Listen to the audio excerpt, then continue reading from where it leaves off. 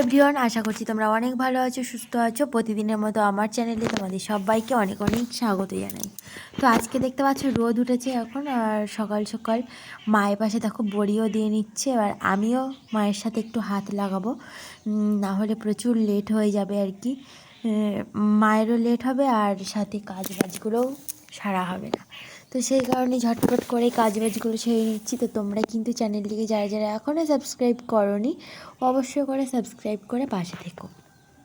তো চলো এখন একটু আমিও হাত লাগাই, না হলে প্রচুর লেট হয়ে যাবে।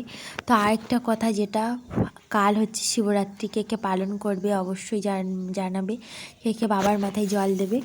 তো আজকের এখন বড়িটা দিয়ে নিচ্ছি, তার একটাই কারণ, আজকের হচ্ছে লাস্ট আমি চলে যাব।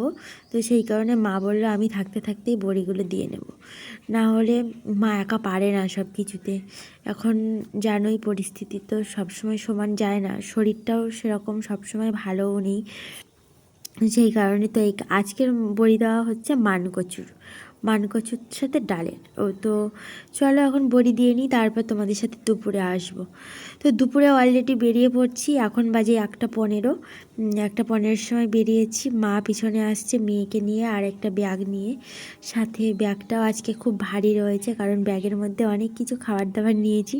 খাবার দাবার বলতে শুকনো কুল, বড়ি, আলু, কচু, এইসব একটু দেশি সবজি নিয়েছি। তো চলো, আর বাড়ি ফিরেছি ফাইনালি 5:30 নাগাদ। এসে একটু রেস্ট নিলাম, গল্প করলাম বৌদিদের বাড়িতে গিয়ে। তারপরে এখন ডালটাকে সেদ্ধ করতে বসিয়েছি। আর আজকে সব নিরামিষের উপর থেকে রান্নাটা বসাবো, কারণ এখন বাড়িতে কোনো মাছও নেই আর ডিমও নেই। তো ওই জন্য আর কি এখানে দেখো আলু ভাজা হচ্ছে আর হচ্ছে ওপাশে ডাল। তো আলু ভাজা ডাল দিয়ে আজকে সমাপ্ত করব রাতটুকুটা।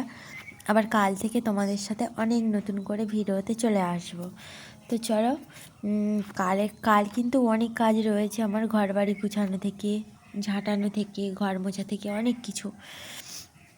তো চলো এখন একটু রান্নাবান্নার দিকে চলে যাই। তো তোমাদের ভিডিওটা কেমন লাগলো অবশ্যই জানাবে।